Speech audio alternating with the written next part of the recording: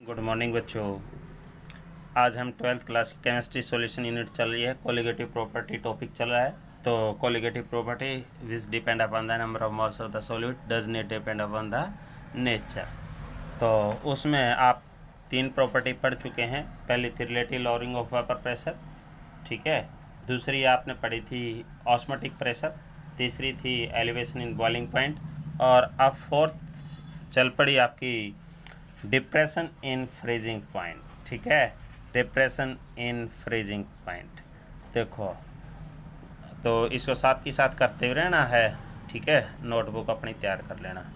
तो देखो depression in freezing point, पहले तो कल की तरह फ्रीजिंग पॉइंट होता क्या है। फ्रीजिंग पॉइंट होता क्या है, वैसे सिंपली यूँ कह सकते हैं कि इट इज़ द पॉइंट या it is the temperature at which a liquid substance convert into solid substance, यानी सॉलिड में कन्वर्ट होना स्टार्ट हो जाए तो उसको क्या बोलते हैं, फ्रीजिंग पॉइंट। या फिर यूँ कह सकते हैं कि देखो थोड़ी सी बड़ी क्लास में हो गए तो it is the temperature at which, it is the temperature at विच, जिसके ऊपर कहते हैं कि क्या हो जाए, जिस पर द सॉलिड सब्सटेंस, जो सॉलिड हैं और क्या है लिक्विड, दोनों के दोनों क्या हो जाएँ, इक्विलिब्रियम में आ जाएँ। लिक्विड्स फॉर्म, दोनों के दोनों फॉर्म जो हैं वो क्या हो जाए, ऑफ द सब्सटेंस।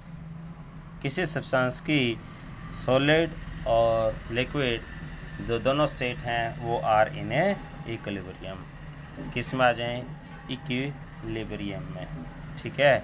इक्विलिब्रियम में आ जाएं तो उसको क्या बोलते हैं, फ्रीजिंग पॉइंट। फ्रीजिंग पॉइंट तो देखो भाई दो चीज़ें हैं आपने। अब डिप्रेशन क्या होता है, फ्रीजिंग पॉइंट तो क्लियर है, यानी लिक्विड और सॉलिड जो इक्विलिब्रियम फॉर्म में आ जाएं तो उस टेम्परेचर को क्या बोलते हैं, फ्रीजिंग पॉइंट। क्योंकि आपने फ्रीज के अंदर है ना, कोई पानी आपने आइस के रूप में, पानी को फ्रीजर के अंदर आइस के रूप में कन्वर्ट करने के लिए, बर्फ़ जमाने के लिए रखा होगा, तो एक स्टेज ऐसी आ जाती है कुछ पानी और कुछ बर्फ़ बन जाती है, तो वो क्या है कि फ्रीजिंग पॉइंट है, जिसके ऊपर यानी कि कोई लिक्विड सब्सटेंस सॉलिड में कन्वर्ट होना स्टार्ट हो जाता है, तो उसको बोलते हैं फ्रीजिंग पॉइंट। अब देखो डिप्रेशन क्या है। अब दो चीज़ है आपके पास, एक तो क्या था प्योर सॉल्वेंट, क्या था प्योर सॉल्वेंट, ठीक है, प्योर सॉल्वेंट, और एक क्या है सॉल्यूशन। तो अब बात चल पड़ी कि दोनों का फ्रीजिंग पॉइंट अलग अलग होगा।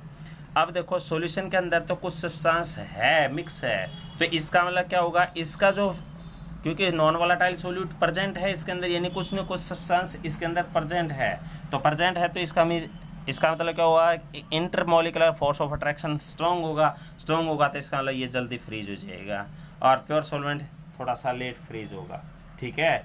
तो ये कहते हैं कि जो फ्रीजिंग पॉइंट है ऑफ द सॉल्यूशन का, फ्रीजिंग पॉइंट ऑफ सॉल्यूशन क्या होना चाहिए, freezing point of A solution is lower, कहेंगे क्या कहेंगे, लोअर, ठीक है, किससे, देन प्योर सॉल्वेंट, ठीक है। नहीं तो ये बात आपने क्लियर करनी है।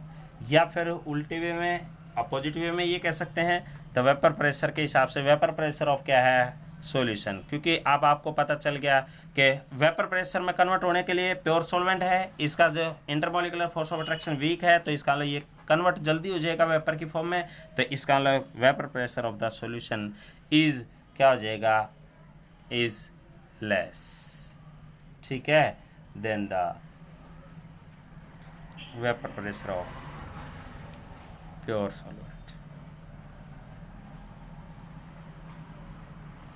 ठीक है।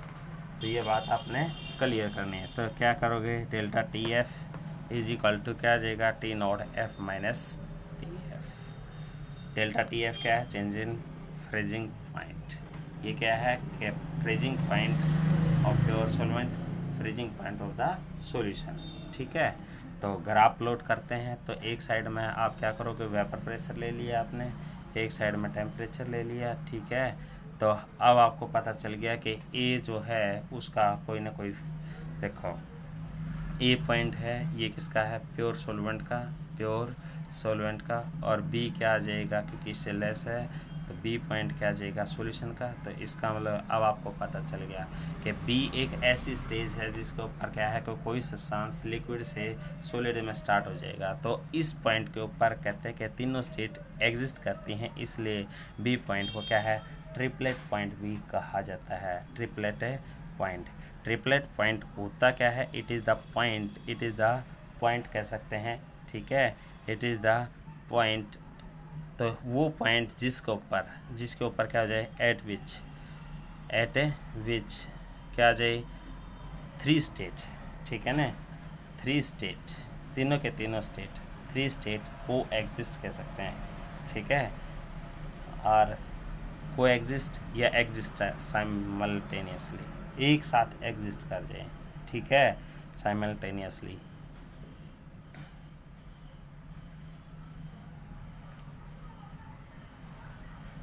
ठीक है नहीं, तो याद रखना है। देखिए उसके बाद एक्सप्रेशन देखिए, आपको पता चल गया delta T F is directly proportional to the molality, पीछे ना पढ़ा था मोलालिटी ही होता है, ठीक है, directly proportional to the molality.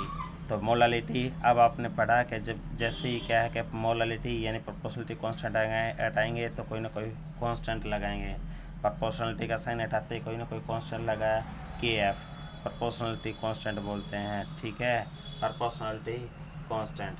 तो अब आपको पता चल गया एम क्या है, यानी मोलालिटी को डिफाइन कर दो। तो डेल्टा टी एफ आपको पता है क्या है मोलालिटी, तो देखो number of moles of the solute पर प्रेजेंट पर 1000 ग्राम या पर किलोग्राम ऑफ द सोलवेंट। तो देखो delta T F is directly depend upon the number of moles of the solute, so it is colligative property. क्या है ये, कोलिगेटिव प्रॉपर्टी है, ठीक है, कोलिगेटिव प्रॉपर्टी। उसके बाद कोलिगेटिव प्रॉपर्टी है तो उसके बाद इसमें आगे देखिए, यदि मॉलिकुलर मास निकालना पड़ता है तो delta T F is equal to क्या जाता है, के एफ, और एन ए का मतलब given mass upon molecular mass into 1/b into में 1000। अब देखो एम ए को इधर ले आए तो क्या आ जाएगा, के एफ इंटू में ए अपॉन में डेल्टा टी एफ। तो इसका मतलब हम क्या है निकाल सकते हैं किसी का भी मॉलिकुलर मास बाय द किसके द्वारा, डिप्रेशन इन फ्रीजिंग पॉइंट के द्वारा, ठीक है, तो डिप्रेशन इन फ्रीजिंग पॉइंट, ठीक है। तो इस प्रकार आपने निकालना था। Thank you.